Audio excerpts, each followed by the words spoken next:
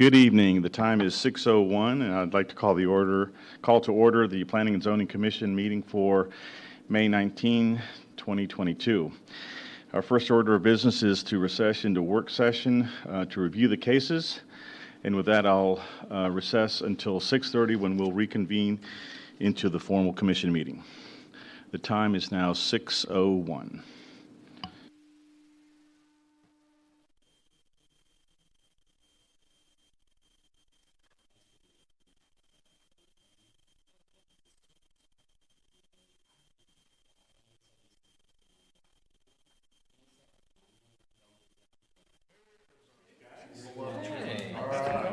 So they must have changed something on their algorithm. So, I had the same problem. You had the same problem? Yeah. It's weird. I'm thinking people aren't emailing back, and I go to my junk file, and there's Right. a bunch in this in Yeah, junk. I have stuff that automatically goes, like it'll be there one day and then boop, I think an email's going. it deletes it, and I'm just like, It's very weird. and I've tried going through all my rules, all my stuff, I'm just like, I give up. I know. Yeah.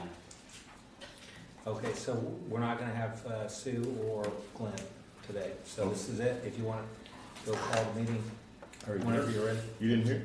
I've already recessed into Oh, work okay. session, so we need to light it up. All right. Let's go. Here we go. Okay, we're now in the work session. The time is 6:03, and we'll call the roll.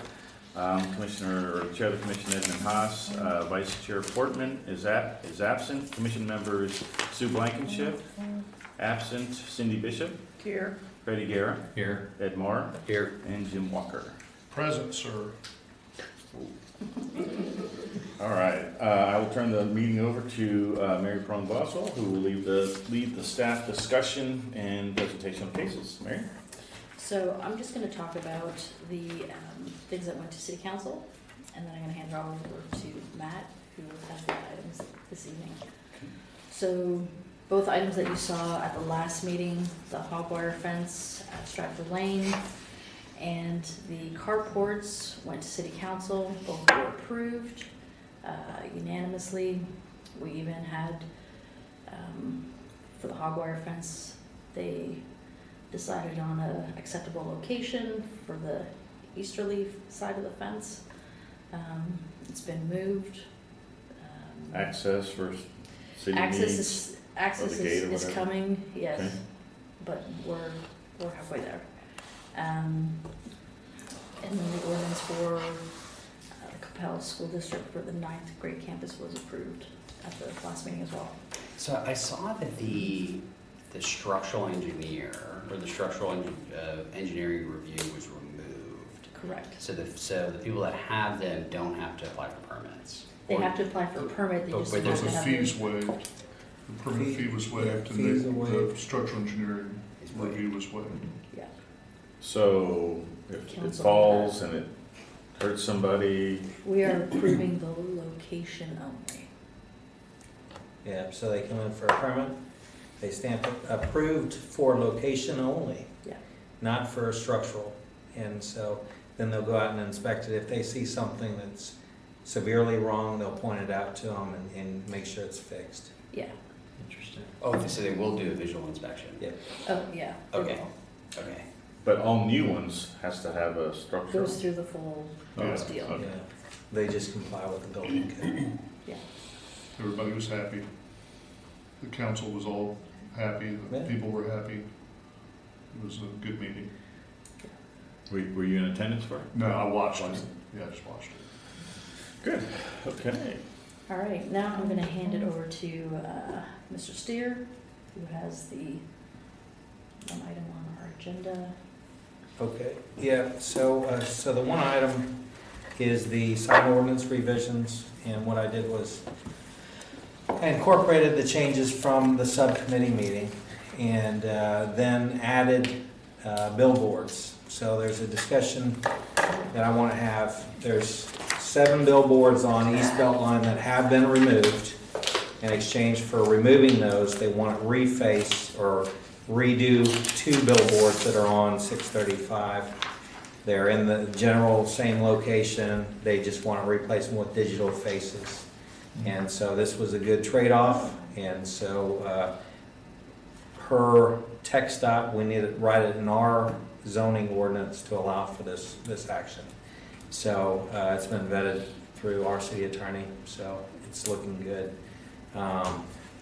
The main things that came out of our subcommittee meeting were, I'll go through all those, but go through them out there. But really, we were looking for uniformity in the design, as well as allowing some flexibility, right? And so, we're allowing for 40-foot high signs, but we don't want them to look cluttered. So we did the best we could in establishing those regulations. So it's single row of, or a single column of tenant names, and so we won't have the cluttered 2 columns, and same sort of panel size for each of the tenants. Trying to think what else. That's pretty much it. Oh, white tenant names, routed out letters of the panels. And so the panels are going to be opaque. When it's at nighttime, only the name will be lit in white from the back. It'll look really sharp, but yet give the shopping centers the opportunity to advertise. Along with some potential examples of Right. what they might look like. Yeah. So I did a mock-up. So I then put that in no the color? ordinance. Only Yeah, white light? only white light, yes, sir. And then Freddie had recommended the 5-foot landscaping at the base, and that was good, and that was consistent with other cities' ordinances. So we put that in there as well. The lighting, good job. The lighting of the sign itself is a different lighting than the tenant name lighting. So what we put in there was it needs to be lit from the top down, so it's not going to conflict with the dark nights standards. Yeah. So I'll go through every single sentence of revision out there with you. I like the way you addressed the visibility from residential districts for the pylon signs. Thank you. Good, yeah. Requiring the sign study. Mm-hmm. Yep. Mm-hmm. Yeah. And can't be eliminated between 11 and 7. That had not occurred to me. That's a nice add-on. Good. Yeah, and so the next So step. does the entire sign have, between 11 and 7, the entire sign is off, or just the downlight? The entire sign, Entire sign. yeah. If it's within 300 feet from residential. Okay. So the next steps would be, if you guys recommend approval, we'll bring it to City Council in June for a work session. And they haven't heard this idea before, so, they might completely reject the idea, but it's an opportunity to go through our work with them and kind of our feelings. This is necessary, and it's been requested, and it's been approved in the past. So we're just setting up the guidelines for future development.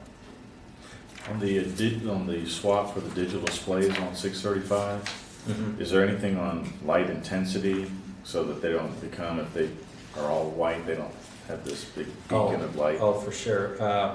There are TxDOT digital standards. Okay. And so I don't have those. I have an email from Clear Channel of those standards. But if you have that specific question, he might be in attendance today. There's somebody out there. Okay, so just ask him, because he's familiar with all the TxDOT rules. And I'm sure they have something in there. You can't flash lights. And I'm guessing being near the airport too, there's probably some additional regulations. Oh, yeah. Yeah.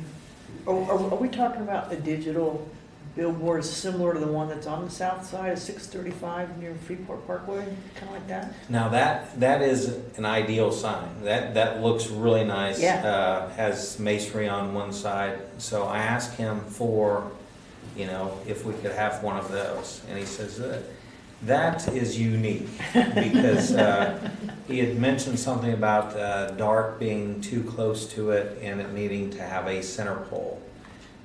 So you could ask him that same question, because I asked him for an example of one that's wrapped with brick or stone, because I felt like you guys would probably ask that sort of question. So he sent me an image of one that has brick and stone on the pole, and so I've got that dimension for you. So you can see the design that they're willing to give us. So on the pylon sign, so what if something comes in that has something that's not contemplated in here, that you look at it and say, whoa, that's actually a problem, we didn't contemplate that. Yeah. Is there a mechanism to address that? Or? Absolutely. Absolutely, we can bring it to you for a PD amendment. Okay. So you'll be able to look at it and contemplate it and make a recommendation for sure. But otherwise, it's pretty well setting forth, I mean, it's giving a blueprint for this sign is okay. Absolutely, yeah. It's given a blueprint for when they come forward with the conceptual PD to include something similar to it, yeah. So the folks that currently have PDs, they would have to come back and amend their PD to add the pylon? Yeah. How will that work? If they don't Absolutely. have one. If they don't have one? Yep. Right. If it's in strict conformance with it, we can look at doing it administratively. Yeah. Mindy has the authority to sign off on minor amendments administratively. Yeah, I mean, I was just thinking, I think if it meets the criteria and kind of what we all envision now, I don't think it would be a problem. I was just thinking of Something down that's the- obscure. Yeah, maybe we just didn't contemplate that. We look at it and go, wow, that is a bit of an issue. So Right, yeah, and so it does give Mindy the discretion to go ahead and send it to P and Z and not do it administratively. And that's a standard condition within the ordinance, within the PD section of the zoning ordinance. So if the council approves this and we approve it and everyone's all approved, are you thinking we'll probably have a few applications for amendment of PDs from companies up there on 121 and that sort of thing? I was gonna reach out to, there's a guy who did Market Street, and he had just come in to, one of his buddies wants to develop a lot, right? And Warren Creason's his name, he did the Market Street, and so I'm gonna reach out to him, see if they wanted to come forward to ask that question, because initially, when they were coming through the process, I don't know if you remember, Eddie, but they were asking for increased visibility from 121. That's the hotel side, right? Well, this is the Market Street site. So Market Street, and then you got Whataburger and Yeah, and, that's right. I would assume and the Bank folks of would. America. I would assume they would. Yeah, I would too, kind of, I mean, once they find out it's green light go. Yeah. So I was gonna wait until, first you guys recommend approval, and probably prior to council, I would call them up and see, because that's gonna be one of council's first questions is, who's gonna do it, do you have someone on the radar? Yeah, that's kind of what I was thinking, I mean, Yeah, I don't wanna get their hopes up in the, if this is not approved, right? right, So, sure. Yeah. Or not But recommended. this hasn't been for- driven by multiple people coming forth saying, No, it really hasn't. It's just for the marketing of that Point West, the vacant Point West piece. So when it is developed, it'll get developed hopefully a little bit faster if we have some provisions in place that allow for this. But because we have seen the two that have already been approved, the Point West down at 635 and Beltline, and then the two hotels, Home 2 Suites and at Sandy Lake and 121. That one was approved, so. So we know council's okay with it, if they've already approved two, and two conceptual PDs, right? Well, it makes great sense, I think, though, to go ahead and have a rule book for everyone to follow. Yeah. It's Okay. kind of- I'm just gonna say, if there's stuff that keeps getting asked over, then we try to look at it, okay, does it make sense just to change it, like we're doing here? Absolutely. Okay, any other questions on pylon signs or billboards or, okay. So I wanted to show you the 6-question video. This is Patrick Lencioni, and then I'm gonna turn it over to Eddie to kind of facilitate the discussion after the video, because you as a committee need to come up with the answers to these 6 questions. So you have 14 minutes, no. If you're not done, you know, you can always email your answers in, and then we can compile the results and get you something. But let's watch this really quick. A healthy organization.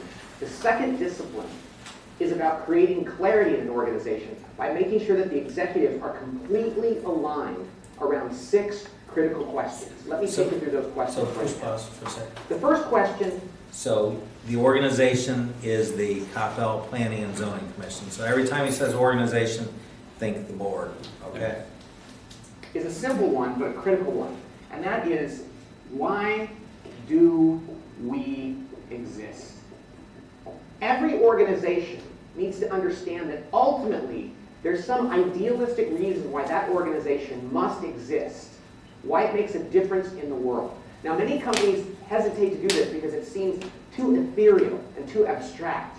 But every company needs to inspire their people and provide themselves with a context to understand why it's worth doing this in the first place. People get out of bed in the morning because they know that there's a real reason why their job matters in the world. The second question we have to answer is, how do we behave? These are the 1 or 2 or 3 behavioral values that are completely inviolable within an organization. And every organization needs to understand what are the small handful of things that will never hire somebody if they don't have those, and will never make a decision that violates those things. How do we behave? The third question is a very simple one, and that is, what exactly do we do? A company has to know what business it's in. And this is a pretty straightforward question to answer, but we worked with enough organizations where they weren't quite sure what business they were in. Are we a services firm or a products firm? And really, what is our focus? So this is the third question. First, why does this matter? Second, how we behave and what's critical to the way we deal with one another. Third, what business are we in? And then we get into the next 3, which are a little more complex, but critical for creating clarity. The next one is, how will we succeed? This essentially gets down to strategy, which is a word that gets overused and it's not often understood. What we mean by strategy in this case is, how will we make intentional decisions that will differentiate us from our competitors and ensure that we will have the best possible chance to succeed? Okay, there's a lot that goes into that. Fifth question. What is most important? What is our top priority right now? Every organization needs to have a rallying cry, something that is the most important thing going on in that time period. And we're usually talking about 3 to 12 months. If an organization doesn't have a clear #1 priority, then there's too many things that could be important. And you can often deviate toward mediocrity. Something has to be most important. Finally, the 6th question is, who on the team must do what in order to make sure that we succeed? Do we really understand the roles and responsibilities of the people on the executive team? Too often we rely on titles, and that's just not enough to understand what we're responsible for. If an executive team can answer these 6 questions, and I go into more detail in my book, The Advantage, on how to do that. If they can answer these questions and leave the room completely aligned around them, they're going to be able to go out and communicate and build an organization where clarity reigns and success becomes very, very likely. Well, so the overall objective is, when you come up with the answers to these questions, the new people that come on the committee we'll have the same sort of baseline knowledge as you pick up. So, if I'm facilitating this discussion, I would like for our young planning staff Fun enough? to join us at the table and be our scribe. So as we talk about our ideas, you're capturing all those ideas, or is it being recorded? I think it's being Okay. recorded. Both, but yeah, join us then. Okay. So I was reviewing the questions earlier, and question number one, why do we exist, right? By city charter, we exist to address all the physical development requests that come before our community. Let's see what we have here. Right, so these answers here is what the organization has come up with for us, and then you guys have to answer it as. Yeah, based on our city charter, based on, in accordance with city code, the development code, the existing zoning, we exist to address all issues regarding the physical development of our community, whether it's applications, whether it's changes to ordinances, or planning for future items. That's kind of my purview of why we exist. But that's could be kind of rooted in just legal jargon, but it's open to discussion here. Well, anything but legal jargon. Yeah, I kind of think, I like that kind of thing more like on what do we do, and then on why do we exist. We exist to contribute towards the maintenance of the quality of life in our community. I like that. Yeah, I mean, I toggle between those two things. I think I switched my answers to ultimately to align planning with the Coppell development vision. Because initially I wrote, help Coppell be a place that people would want to live, but we really don't do that. We really take the vision that's established and synthesize as the developments come in to ensure that they mesh with the vision. So I like that. I would generally say align planning with the Coppell development vision Vision and the existing code. and code. Mhm. Yeah. Because we got different pieces, right? We got Yeah. the vision, but we have the minimum With the code we have requirements, to follow. our independent judgments on how they align with our health, safety, welfare of our community, and all that stuff. Hog fences, There you go. good example. Yeah. That is. I wouldn't have thought we'd be looking at that at any point in time. But it was so important to those people. Yeah. Safety too, right? Yeah. Yeah. Okay. So how do we behave? Some of the notes I put down were that we behave in a professional, ethical manner with established decorum within our within the meeting, that's expected not only amongst the commission but amongst those that come before the commission, because we're representing our community. All those things that the planning, the visioning, all the code requirements. So we respect our independent thoughts and we make our independent judgments. So collectively, if we act in a professional, ethical manner, those that come before us will do the same. I think the other thing too, I think is that balance of community and the developers. I think that's key in how we behave, because obviously looking at it from both sides and trying to make that balance. Right, I was kind of thinking in line with that too. I mean, we approach each issue with an open mind.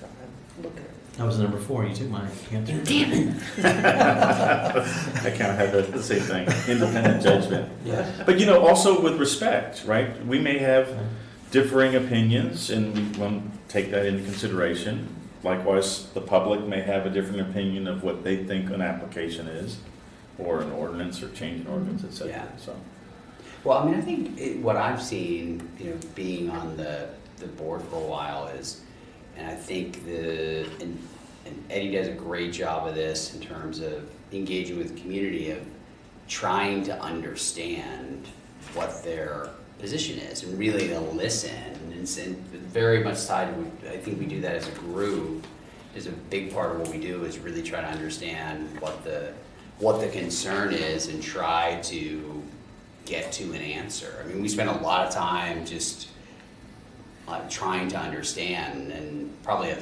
small amount of time actually making a decision. Mm-hmm. So, You know, a lot goes toward that. So there's a lot of the time interest for on the development side. They are trying to move the schedule. We haven't, lately we've been pretty good about making decisions, but I remember when I first started, we had a few continued items. We had those every now and then, but tabled items, you know, reaching resolution on a decision and moving on. Because ultimately our recommendation, the council, hopefully the council receives that, you know, as a professional recommendation. We're taking professional input from our staff, our city staff, which is very important, I think. Because you're exercising factual information provided to us, and we're using that along with our observations of the application, you know, and input from the public and making the decision. So, you know, thoughts on that? How will we succeed? So here's where I had using. What do we do? You skipped 3. Oh, What do we do? what do we do? Okay. That was your first response? Yeah. Yeah. Anyone want to lead off there? I would add to what you said, and just, I guess, being that advisory, I guess the advisor to the city in these matters.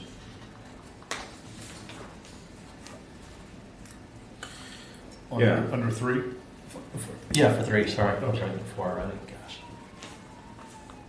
Yeah, I had addressing all the physical growth in our community consistent with city vision, comprehensive planning, other planning initiatives, make independent judgments brought before us, recommendation to council, and it should be valued with high regard as the committed effort that was put into the decision is based on professional ethical decision making, and hopefully they take that seriously. And they have been. I mean, I think maybe, you know, they made an independent decision on what they think is the best interest of the community, different from ours, but yeah. Yeah, I had, for 3, I had, we're gatekeepers for conformity and compliance. Because, you know, people bring ideas, this is what I want to do, and then we look at, well, here's the rules, we've got to abide by the laws that govern us. Yeah. And then can we work something out, or, you know, do we need to amend the laws, or do we need to amend what you're proposing? Or at the end of the day, it's all designed to, you know, come out with kind of a conformity or compliance with the ground rules. that- Yeah. because we have a legal requirement to address development initiatives and Mhm. Yeah. respond to those things within the parameters of a formal submission, so. Yeah, I like gatekeeper, advisor to the city, and then the only other thing I added was conduit to the community. So this is we're sort of the conduit to the, you know, masses. I feel like we're representing council, because they're the ones that appoint us. In a way, we're kind of ambassadors to the development process, and so we have to kind of take that seriously. And every commission, when I say that, every change in commission that I've been on it has been very serious thought into it, and not taking things lightly. So I think that's what makes us unique, because we take staff's input just as important to the public. So, okay. 4 seconds. One more minute. Number 4. How we will succeed by embrace. Oops, I'm sorry. How will we succeed? I had independent judgments. Then collectively, our decision, facilitated through the chair and the vice chair, moves on to the council for ultimate consideration of the public process. I think the other thing too is just we all have unique experience and knowledge, and I think keeping that diversity and keeping that in mind when you are selecting other members is just, because again, like I said, I think that helps. That's a great point.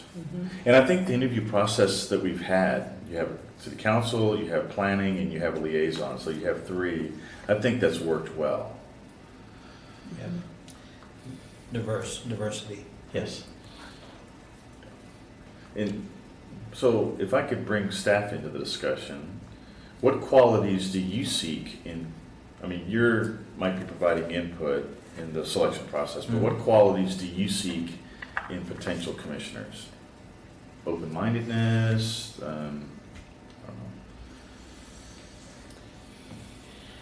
don't Yeah, go ahead. No, go on. Okay, well, so, you know, we give this spiel to the interviewees about, okay, here's our comprehensive master plan.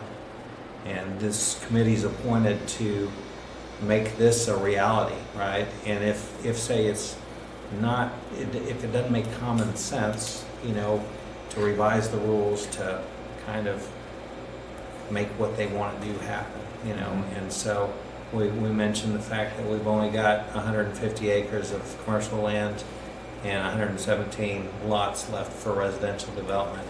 So nothing's easy to develop. So everything's going to be hard.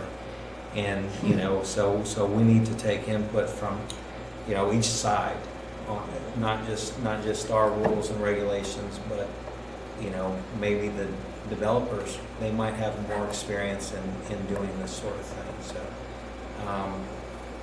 that's kind of the spiel that we give them. So we look for, you know, we want to see an engaged member, you know, in making that comprehensive master plan a reality. And if it's not, doesn't make common sense, then we need to rewrite it, right? That's a great point about active participation. We've all done that well. Dedication is another word that comes to mind, that we take this seriously, that we do the homework needed to get the cases done. Because this is a very active board compared to some of the others that the city has. You know, some of them meet, you know, as needed, which may be once a month or once a year.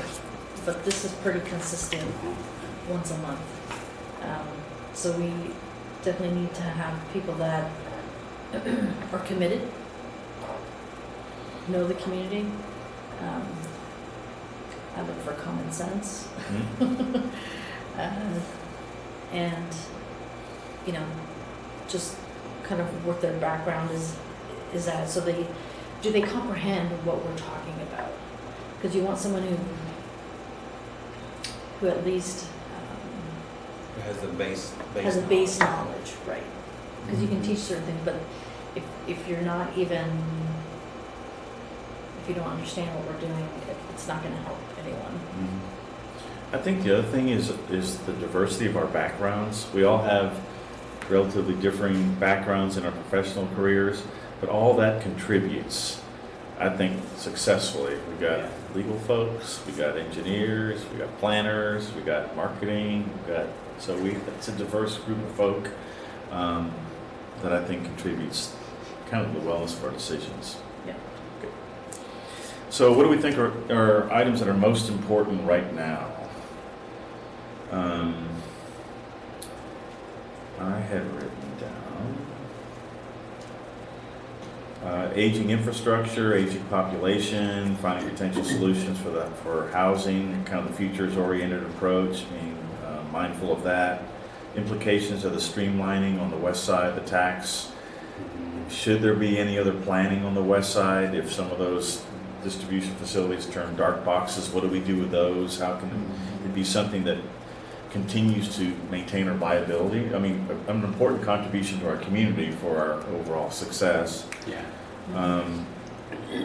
And then I think really there's a lot of folks that continue to want to be in Coppell because of our school district. Very important to our community that we continue to work well with ISD and this kind of planning to maintain the school district, because that's really kind of the foundation for who we are. I think for me is that fit for future. Again, 5-10 years from now, is that development? You know, is it still going to be have that modern style to it? But the other thing too is the signage. You know, is it getting a little dated? Or again, is it going to just 5-10 years? Is it something we'll be proud of and you know, we drive by and get the thumbs up on it? But I think that's the key for me. It's just everything we do is just is it fit for future? Yeah, mine's still connected to that in terms of continuing to follow the code and the vision, but think about updates in the future and how we have to evolve because of West Side, because of aging infrastructure, and it's not as simple as just approving things that come in with code. We got to think about, well, how do we want to evolve over time and within the context of the vision. I mean, and that's important, right? Because all of our community members are changing, different ideas. Got to kind of keep that in the whole mix of things. Yeah, I kind of had a little bit higher altitude, unfortunately. I was just thinking, just maintaining, what we have with respect to what we have left to develop, and then being creative about redevelopment. Because there's always going to be dirt that gets expensive enough that it'll support more than what it has on it. Yeah. And like for example, with all the tilt wall storage stuff, if that really gets eviscerated by the tax stuff, maybe we compete with Billingsley with tilt wall office space, and put some of that in there, because that's certainly in demand, and she can't build enough of it. But just stuff like that, just kind of being creative and open-minded on redevelopment of what we have, not being locked in. But it's always been tilt wall warehouse. We can't change, and then being kind of, just being smart and creative about what we have left. Like Matt said, some of the stuff left is challenging for a developer, so we're going to get some off-the-wall stuff. And then, the fact that the law's kind of limited our tools too. We can't regulate based on construction materials anymore. But I really believe, just on my experience, since that law was changed, it seems like there was enough of a die cast with respect to kind of the Coppell look and feel that we've established over all the years and all the stewardship that all my predecessors on this commission have exhibited, that, if you're going to put something in, like a Texas Hat and Cattle or whatever, Landed Cattle burger joint, instead of making it look like Golden Arches, it's just kind of, there's burgundy brick. He was almost like, just felt compelled so he didn't stick out like a sore thumb, to kind of conform it to what we would have kind of required of him 10 years ago anyways. And I think we're kind of benefiting from a lot of the spade work that's already been done, and the conformity and the kind of the look and feel that we've established as a community. The median projects have contributed to that. I just think, so you're not going to come in and build some wacky looking banana yellow building, for ice cream or something, because it'll look weird. Yeah. So I think we benefit from that. I kind of share everybody's thoughts, It's been said, I have nothing to add. But you're exactly right, Jim. Establishing that threshold of what we want, it raises the bar for everything that comes behind it, and it all kind of continues to build on that. For sure. And then I guess I don't think continue to be rooted in what we want to be as a community. Yeah. Small town, look and feel, all that kind of stuff that's rooted in our vision, and that continuing evolving element there. So, okay. And who must do that? That's the last question. I had everyone. Everyone from independent thinking to our commission decision making, to input and support from the city staff, to our leadership making the final decisions, to public input, making sure we receive input on cases so that we fully understand where folks in the community are. Right. I think it's important. I think we've done a pretty good job of making the public aware of zoning changes so that we can get adequate public input on stuff. Yeah, the phrase that came to my mind was citizen servant. Oh, yeah. Yeah. I like that. Good job. Well, the older I get, the more I try to communicate in abbreviated, because judges are like, I'm just get to the point, Walker. Dude, God, just because you're by the hour. Yeah. It's really our contribution to community, right? Why are we Exactly. Yeah. That's why we're doing this. Yeah, I was thinking coming here, I was like, man, I'm so blessed and so fortunate to be able to have an opportunity to serve. Mhm. You know, if it wasn't for Cliff Long and the other guys interviewing me, that, you know, and giving me the nod, I mean, you know, I was just very appreciative. Yeah. I think too, in that question is being informed and prepared for the meetings. And I think the chairperson always does a great job ever since I've been on here. But I think the same thing is just you're able to guide the discussion, and there's really not much I can't say. You do it all. How did you say it was? It was fun. When we were doing the Yeah, I told my kids that the other day. That was really enjoyable. I guess because for me, I think it's important too to have the citizens more engaged. And then it's nice to see that room full of people. Mm-hmm. Yeah. And yeah, Mhm. and like I said, we haven't had that in a while. And like I said, it was just nice to see. So. Yeah, I gotta tell you, the rubber hit the road for me. The reality check when we had that deal in Carter Estates about the changes, subdividing the lot. Mhm. And I came into the room and I had a bunch of friends sitting over here in favor and a bunch of friends over here with their arms crossed, looking glum, totally opposed. And I thought, wow, this is not all just, roses and banana splits, is it? Yeah. And I'm gonna have to make a call here. Yeah. And then, I think you or Mary said, oh no, they've withdrawn their application. I was like, oh. I almost passed out. I'm like, oh, that's just so wonderful. Yeah. Can we cheer that? Can we cheer the withdrawal? And I think, I don't know who used the word ambassador, but really, the chairperson, you are our ambassador, and I think that's something, when I read the question, who must do what? He really is that ambassador for planning and zoning. Yeah, I like the way you interact with the community. But it's not me, right? It's y'all too, right? But- Because but- it's but like you're a collectively, leader. we are, it's Yeah, not, sure. Yeah. Absolutely. I think you guys represent the commission and you represent the city. So, and and you know you're doing a what? fine job. We should be fortunate that we have 20-plus applicants for our positions every term, that staff and Yeah. leadership get to review Yeah, potential applicants, for sure. Yeah, that I hadn't gotten bounced. That's right. It's just like, woo. So, Not every committee has that, all those Well, applicants.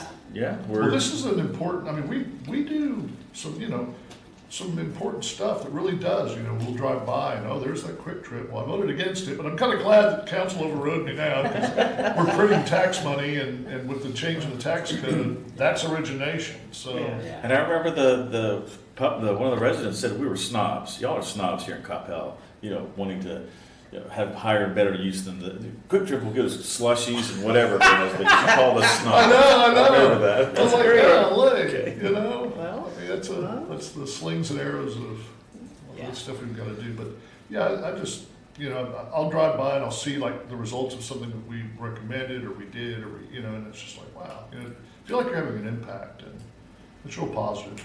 I was down in Port Aransas this past week on some work, and they have a divisive community going on right now. Those that want to continue to build on the tourism industry, those that want to stop everything and go back to fishing village, and there is just some cutthroat dynamics going on. And I was thinking as I was listening to some feedback from an executive session, I was like, we have leadership within our community that we are fortunate to have. Sure, there could be some tough decisions, tough discussions that need to happen, but I don't know that I've ever seen kind of divisiveness, kind of things that I heard about that's going on down there. So we're fortunate from that aspect. So. Well, it's the kind of thing you can lose pretty quickly. I mean, there was a time in Coppell where, there was a meeting where the mayor and someone else on council threw a chair at each other. Oh my gosh. Here? Yeah, there was not too long ago. There was a time when one guy ran against the other guy, and they were accusing each other of corruption and accepting bribes and everything from developers. So it's a precious resource. The kind of cooperative spirit, the community spirit that we have on council and all. It's one of those things that it could take years to build and a lot of effort to maintain, but it could be a second you can lose it. So. Yeah. And I think everyone on council right now is really working hard to really, work together and maintain that esprit de corps. And I think they've been successful. So it's important. You got to be mindful of that kind of thing. It's a resource that you look up and it's gone one day. Yeah. And I think that, just add on to just continuing to make sure that people that are selected they're doing it for the right reasons and have a bit of a vested interest in it. I know they have to live here, but Right. that they're just doing it for the right reasons, because it can build on itself where you have a handful of folks that aren't, and all of a sudden you could end up in a pretty divisive place. And so, And then I guess one final thought is really the culture of our administration, that being our city. You know, the culture of staff, the culture of all the day-to-day activities, that kind of goes a long way to set the tone for a lot of things. And so there's, you know, Phil, who was before Mike? Clay. Yeah. Clay, and before Clay was, Jim Wood. yeah, Jim. You know, they all kind of started, and Mike's been able to Yeah. continue this culture that's really been exceptional at the staff level, so. And you see that a lot. I mean, like Mac Tristan started the community policing in town, and took some static over it initially because of the concept, and then Danny Barton takes over and doubles down on it, and our cops are real servant leaders, and they're good people, and it's just that's reflected. I think it's like anything else. I read once where it was a blizzard and it was horrible weather, and Southwest was trying to get one more jet off the ground, as they're wont to do. And some guy that was loading bags smelled someone smoking, and he's like, "Hey, you can't smoke down here." And he looked, and there was Herb Keller, and he was loading baggage with him in the middle of this blizzard, down there with a cigarette dangling off his lip. He's like, "Well, I'm gonna go ahead and call an exception on that one." And the guy's like, "Mr. Keller, what are you doing down here?" He goes, "I'm trying to get this plane off the ground." And that kind of, when you have that kind of cooperative attitude at the council level and the city staff with Mike and everybody, and it just trickles down. I really believe in an organization attitude trickles down. I agree, totally agree. Yeah, last thing I was gonna mention, so, prior to coming to Coppell, I was on the planning and zoning for Town Flower Mound, like, I guess 6-7 years, but it's funny, not funny, but, it seems like every other month you get a compliment, both of you, just from developers and engineers. I would rarely hear that from. We pay them, no, I'm just kidding. But it's nice to hear. Again, it happens often, and it's like I said, when I was on the other commission, it's very rare. But, it's yeah, nice. that definitely does not happen everywhere. Yeah, just the last Sure. meeting, the guy was Yeah, you guys extolling should be your proud of that. virtues. For sure. Well, they were happy they got their fence and their carports. Could have been different words had it gone the other way. Yeah. Well, those were potentially really emotional issues. Yeah, And definitely. those were potential flashpoints, and it just, I don't know, everybody made it look easy. And I watched the council meeting, and they made it look easy. It was all good. But you know what, I've heard several times from council members that we do the work here. It makes their decision making easier, because we're looking at all the technical aspects of it. They have another set of things they're looking at that we help them along the process, so. Yeah. Yeah, I want to say thanks to you guys, because you guys took this seriously. I mean, you could have just blown it off and not had this. This was a good discussion. Yeah. So, thank you very much. We'll look forward to reading the staff presentation. I have slashes and I don't know what shorthand this is, but That's I think only I could understand. So this is Vandana, Yeah. and she'll be helping out with Cami. So we'll be- Most of our boards, Great. we're gonna try to split so Awesome. we can give her Welcome. some of her life back. All right. Cool. Well, that sounds like a worthy goal. Yeah, Yeah. Well, welcome. thank you. Yes. Well, thanks for your help. It's on Pleasure. tape, but thanks for any notes you can help provide. So where does this go from here? You get Okay, notes and well- it goes up, or? Yeah, we'll consolidate them, we'll send them out to you guys, and then hopefully we can look at it one more time, maybe next meeting, and, say, you guys can say, Matt, we didn't mean that there, or Okay. we can revise it. But then we'll have a living document where we can bring it to the orientations and compare it with all the other boards That's and cool. commissions. That's So cool. all the boards are doing this, right? Mhm. So it's not just us, but they're gathering it from all the. But ours will be the best. Yes. Of course. Well, As long as we have Jim Walker. citizens. That's right. His phrases. No, that's all of us. That's all Ambassador. You gotta say it so Eddie that, Hobson. you know, it's being recorded. Where's the ambassador? All right, at 6:50, we'll end our work session and convene in our regular session in, what do you think, 5 minutes, and we need a break? Are we ready to hit it? Or ready? I would like 2 minutes, please. 2 minutes? Okay. Take All right. the That's stuff. I can respond to this, but. Yeah, I can do it.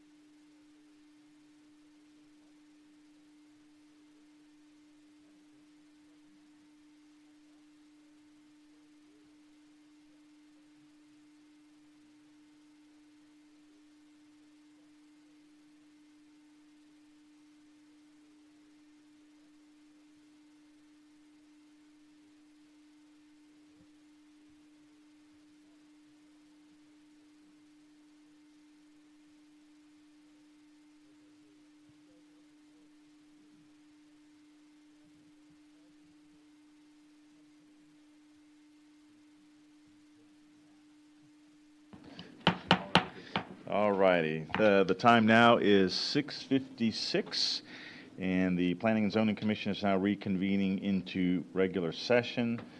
Although the members that were present in the pre-session are here and ready to engage in our cases tonight.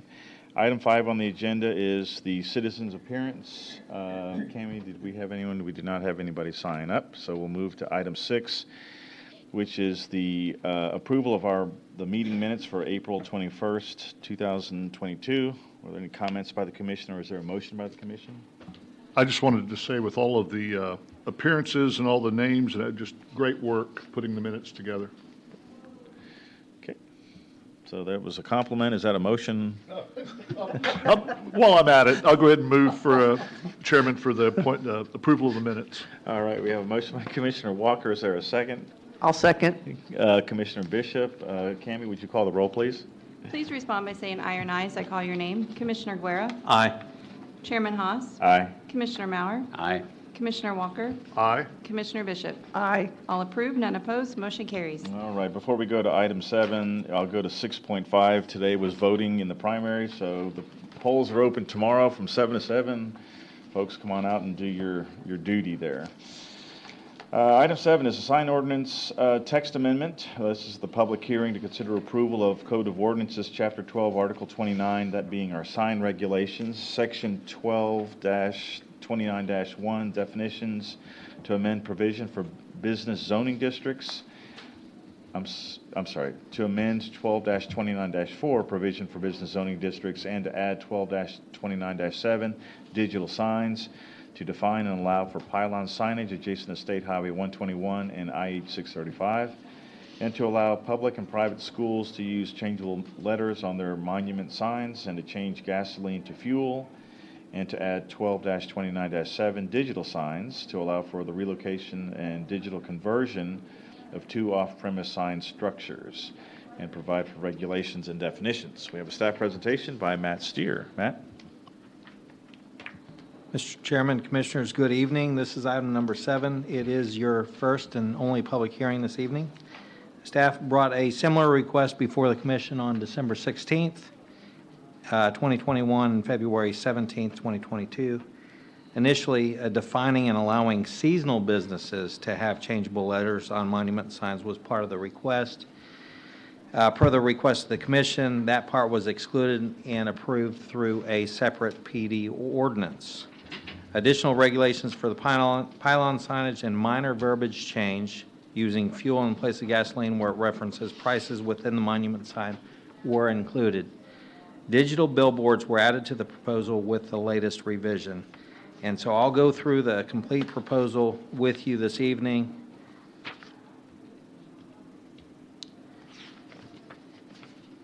First, let's go through the revisions of the monument sign section. This section of the proposal hasn't changed since February.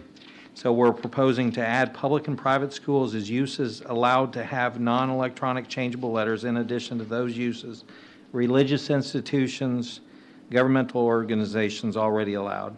So we've removed seasonal businesses and added fuel in the place of gasoline. The city made an agreement with the school district years ago, and it's been policy ever since to allow these types of signs, but nothing was formally changed in the ordinance. This amendment will formalize this use and allow schools to continue to use signage to inform parents of certain events, such as first day of school, when spring break is, PTA meetings, birthdays, etc. And this pylon sign section is where the majority of the changes since the last time you heard the case can be found. Pylon sign means a freestanding sign supported by 2 vertical pole supports encased in brick, stone, or materials architecturally compatible with the main building or structure on the property. Initially, staff prepared the proposed pylon sign section for conceptual PDs on highway frontage, similar to the monument sign section, the way that was constructed. And since the first meeting, we introduced the idea, and after significant discussion, staff put together a comparison of surrounding cities and included the following revisions to the proposal. First, being sensitive to residential areas, we prohibited signage within 200 feet from residential properties. We required a visibility study for signage within 300 feet from residentially zoned properties. We set minimum setbacks from the right-of-way, set minimum text size with minimum clear space, surrounding tenant names, and included the lighting and design requirements. The draft ordinance was brought forward in February 2022. At that meeting, the proposed design standards were discussed in detail. And again, ultimately, a subcommittee was formed. This consisted of 3 commission members, Ed Maurer, Eddie Haas, and Freddie Guerra, an economic development representative, Mindy Hurley, and a smart city task force representative, Jared Anderson, and 2 planning representatives, Mary Prone Boswell and myself. So the signed subcommittee met on a March 25th Zoom call, and we looked at some good signs and some not so good signs. So this one, these 3 here are our interpretation of not so good signs. At that meeting, we balanced allowing some flexibility while creating uniformity in the design, and we concluded the following things. Number 1, that signs shall be of a similar design to each other and tie in with the design of the existing monument signs, be of the same sort of sign family, if you will. And the pylon signs shall be double-sided, match the materials of the development, as long as they're neutral earth tone colors. The pylon sign shall be a maximum height of 40 foot, shall have a 10-foot masonry base, and there shall be a minimum 5-foot landscape area around the sign. Tenant names to be on dark panels with no channel lettering. There was a 24-inch minimum width on the panels, and this was to be a consistent background with 16-inch minimum lettering. And the lettering or logos would be routed out from the aluminum and contrasting white color from the panel. The panels shall be illuminated from behind with white light, no other color light, and panels shall be single stacked, not side by side. The last panel shall be a minimum 10 foot from the ground, and it's recommended that conduit be included in the pylon structure for future data pathways, cameras, or antennas. And after the subcommittee meeting, staff put together an illustration and has included it as an example in the ordinance. So this is the illustration here. Let me go through the amended draft ordinance with you. Pylon signs are permitted in the highway commercial zoning districts as follows. We've got 1 pylon sign in addition to the allowable monument signs is permitted for each conceptual plan development that fronts on 121 Sam Rayburn or IH 635 as follows. Maximum size is 800 square feet, maximum height's 40 foot, minimum setbacks 15 foot from the street right-of-way, and then 75 foot from the internal property lines. 200 foot from residentially zoned property, shall be located within 50 foot from the street right-of-way, and then those signs that are located within 300 feet from residential districts shall submit a visibility study showing that it's not directly visible from the residence, and the signs can't be illuminated within the hours of 11 p.m. and 7 a.m. And that, again, that's for signs located within 300 foot. Pylon signs shall be double-sided, a minimum 10-foot masonry base. The monument, if say there's a monument sign present, then it shall be of a similar design and neutral earth tone color. Minimum 5-foot landscape area around the pylon sign. The sign structure, if illuminated, shall be from the top downward, and the illumination source shall be shielded from adjacent properties. No light from the sign shall be above 0.25 foot candles at the adjacent property line where residentially zoned. And then pylon signs shall be allowed to include tenant names within the overall development, including those off-premise, provided that they are within the conceptual plan development district. A tenant name shall be on a dark neutral color aluminum panel. Text minimum 24 inches, and the text logo shall be routed out from the panel. no less than 16 inches in height. Needs to be white color, contrasting from the background. Shall be a minimum 4-inch margin on each panel to create separation. The panels shall be single stacked. The lowest panel shall be a minimum 10 feet from the bottom of the sign. No temporary signs may be affixed to the pylon sign. And then the tenant name shall be removed within 90 days, and a blank panel be placed there. So these are the two examples of signs that were in the ordinance. And after the subcommittee meeting, we replaced it with this mock-up here. And that's dimensionally correct. So the next phase, or the next part of the request before you this evening, are two digital billboards that are proposed on IH 635 to replace two existing static billboards at that same location. There's been 8 billboards removed along Beltline Road, or East Beltline Road.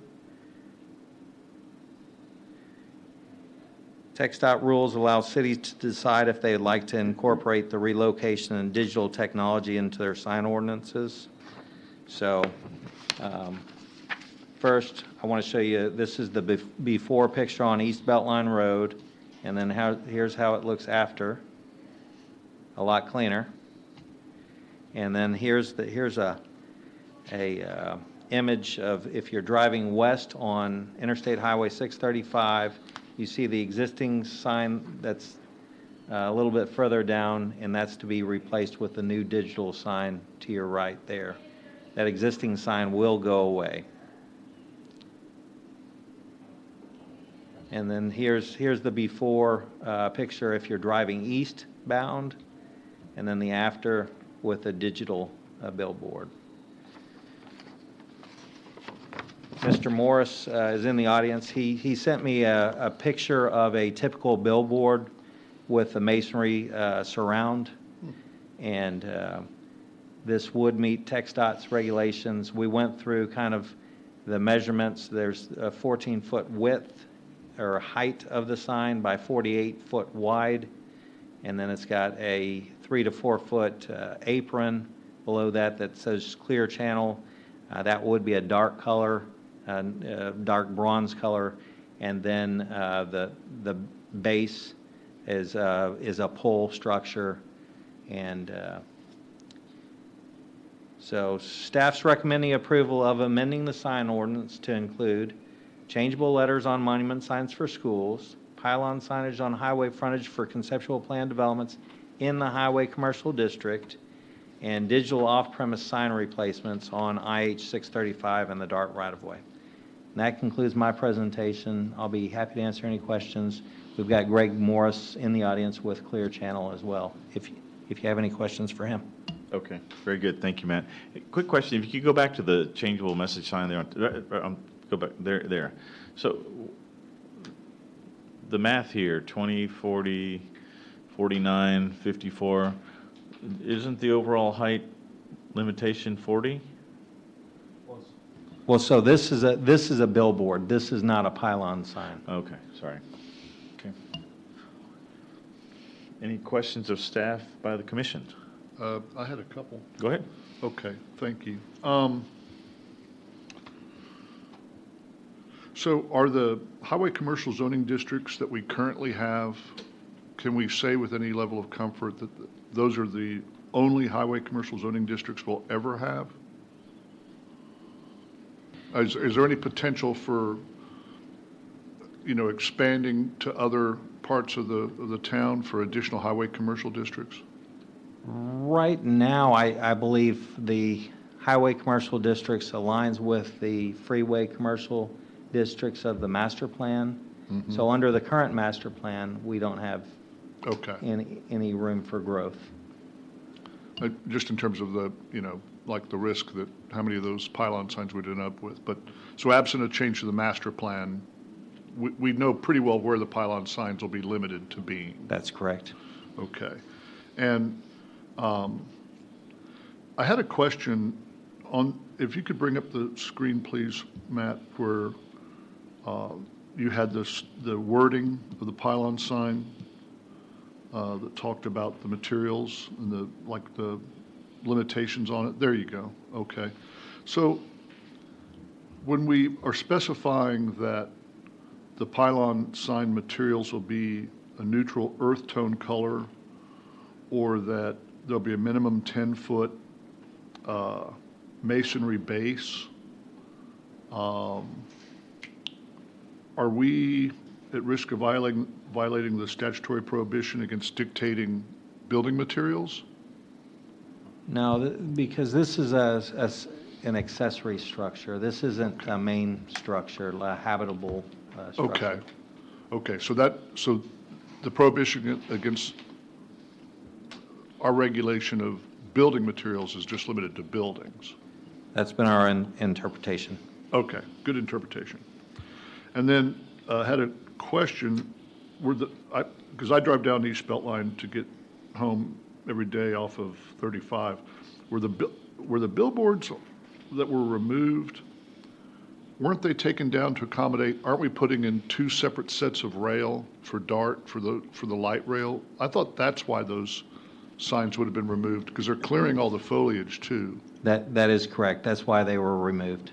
Okay, so how does that relate to the digital billboards then? Is there's some trade-off there? Yes, I believe DART was going to allow for them to relocate these to the other location. That's why the other location is within the DART easement? Correct. Okay, thank you, sir. That's all I had. I appreciate it. Oh, I had one more. I'm sorry.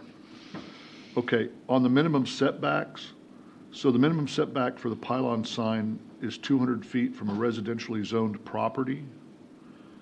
And then, but if it's within 300 feet, they have to go through the visibility study. That is correct. Okay. I just want to make sure. So, okay, I understood that. Thank you very much. Any other questions of staff by the commission? I- Cindy? I have one question. Matt, could you go forward, I think, one slide? Whoops, go, that one. So the lettering for the tenant names has to be white with this amendment, is that correct? Yes, ma'am. Okay, because I was looking at one of your examples in Coppell, I think on 635, where there's one for Dunkin' Donuts, and I guess that's orange. So in the future, they'll all have to be white. Where did that go? I know you had a picture of it.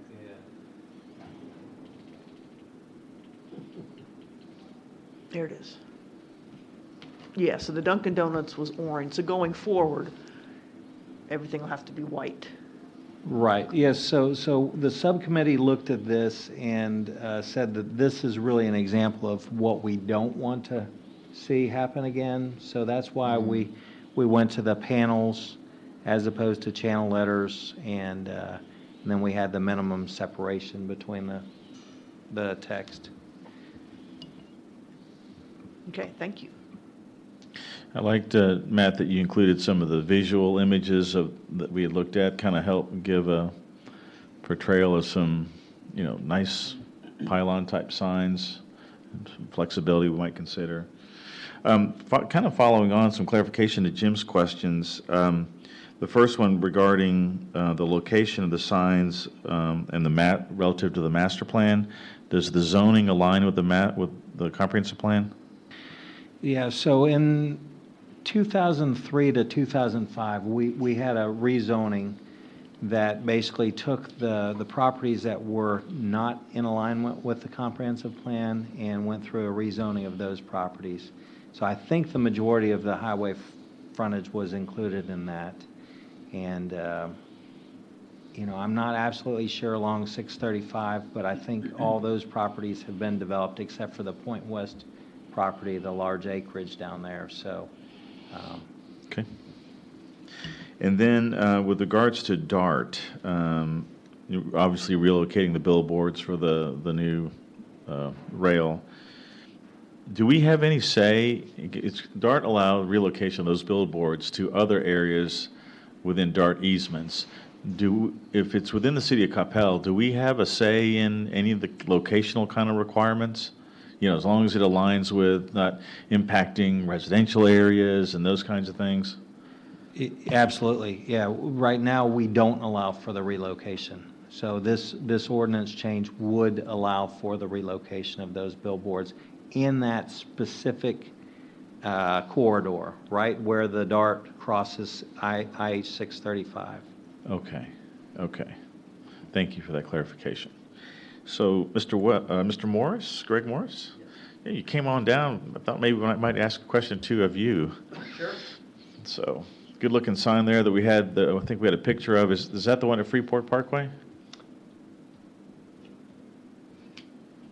Nice graphics, by the way, Matt. There in the No, video. I don't recall exactly where that sign is. I believe it may have been Grand Prairie or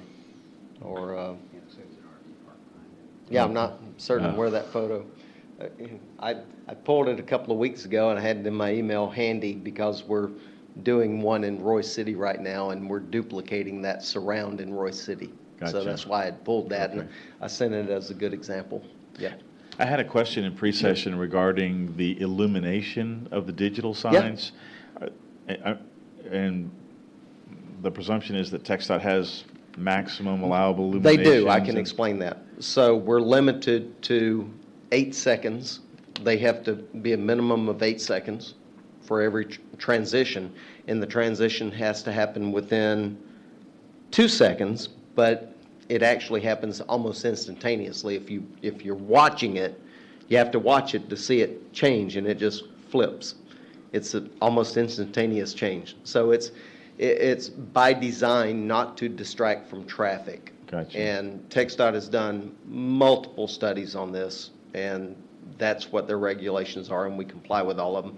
In addition, we have to be compliant with the maximum lighting, and at night it can't be too bright.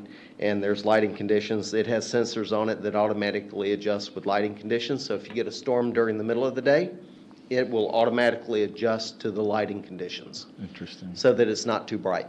Matter of fact, when you're driving, it's kind of hard to tell if it's a digital sign or not from Yeah, the some standard. look I that mean, good. it really is. Right. It's difficult to tell, and that's by design. Yeah. And I was curious because I had seen some signs, I guess it was somewhere down in Dallas in the Mm-hmm. evening, and when they have a white background, it is like in your face. And so And that's if what I was they- wondering about. And if it's ever a clear channel sign, call me, because it shouldn't be too bright. It has a sensor on it to detect the lighting on the message and what the ambient lighting is, and correct for that. So Interesting. Okay. our signs, we make sure that happens. Yeah. And I can imagine TxDOT probably has done a lot of work in the realm of, particularly because of safety, distracting drivers and Yes. its implication and. And not Lighting only blank that, but checks. we post Amber Alerts and Crime Stoppers, and we do a tremendous amount of public service and, Yeah. and kidnapped children, lost children, all that. Silver Yeah. alerts. Silver Alerts, all of that, Yeah. yeah. Hey, I resemble that remark. Yes. So, I we're was proud talking of about that. myself. Yeah. Okay. Any other questions of Mr. Morris? I do, I have two questions. Sure. I guess one is just, what's the useful life of that billboard? And then just from your perspective, what's the future of billboards, 5, 10 years from now? I mean, I can't speak to the economics of the future of it, but, and we're a publicly traded company, so, yeah. But the lifespan of that digital panel is about 10 years, and we replace that panel in 10 years. Yeah, matter of fact, we have 130, maybe up to 140 digital panels right now. The majority of them are in Arlington, Grand Prairie, and Dallas. And we're going through the cycle. We've just begun the cycle of replacing those panels for their 10-year lifespan. And we've replaced, I think, 25, 30 some odd panels so far this year. Yeah, so they are replaced. Thank you. Yeah. Just real quick. So was that just some horse trading that y'all did with DART, that if they're going to remove all those signs that you had on East Beltline, then you would get the new digital sign there on such a high visibility freeway? Well, there's typically agreements in place where we can relocate to the remainder if they're condemned, and these were condemned because of the silver line. Okay. And and we did not ask for them to be replaced on Beltline. Really, the ones we're most concerned about are the ones on 635 right there. Okay. Yeah. Thank you, So, sir. Yeah. Any other questions? Cindy, I have fire a away. Question. So I noticed there's a digital billboard on, I think it's the south side of 635 at Freeport Parkway. Is Okay, that a yeah. Clear Channel one? Yes, it is. Matter of fact, we just replaced the face on it because it was put there 10 years ago. There we go. Yeah. So the ones that you're planning on putting in will be similar to that one? Yeah, they're 14-foot by 48-foot Yeah. faces, and very similar. The resolution, the depth, the technology is improving. So the ones we just installed are a little thinner and a little lighter, but they're the same size. So if that makes sense. Yeah, yeah, Okay. thank you. Yeah, and they're probably a little sharper on resolution, but, and hopefully they'll last their 10-year lifespan, so, yeah. Okay. Ed? Go ahead, Ed. So in terms of the two that, I think there were two on Beltline that are going to be relocated. Yes. So in terms of where those will be relocated to, what typically is the distance between each of the billboards? Do you strive to separate them when you do the relocation? Well, in this case, we were on the west side of the rail, and all we're doing is moving back to the east side of the rail simply because of DART's property and where the rail lines are going, because one, they're leaving and they're adding another. Right. If you're going southwest, they're adding one to the right, which is right in the line of where the existing billboards were, and they had enough room on the other side for us to relocate to the other side. Is that sufficient? I mean, I think so. So I Yeah. guess maybe I'm misunderstanding So there's- the two on Beltline are going to be relocated to 635. The Beltline ones, we're not asking for those to be relocated. We Okay. removed all of those. There Okay. were, I So believe, you said 8. there's not going to be incremental billboards on 635? No, just Okay. those two. Okay. Yeah. And matter of fact, in this video, I want to point, this is a perfect spot to stop and see this. So this is going westbound, yeah. The green one you see is the existing, and Google Earth doesn't have a great, it's a little muddy when you go to 3D, but the green one is the billboard that has already been removed, and the one forward in the photo is the one that's being relocated. So we're just hopping to the other side of the rail. Okay. That's it. Got it. Yeah. That makes Same sense. thing on the other side. The far one, gone. The closer one would be the new one. Okay. Yeah. So those are dual-facing signs? They're two sides. Yeah. Yeah, okay. so each sign has two sides to it.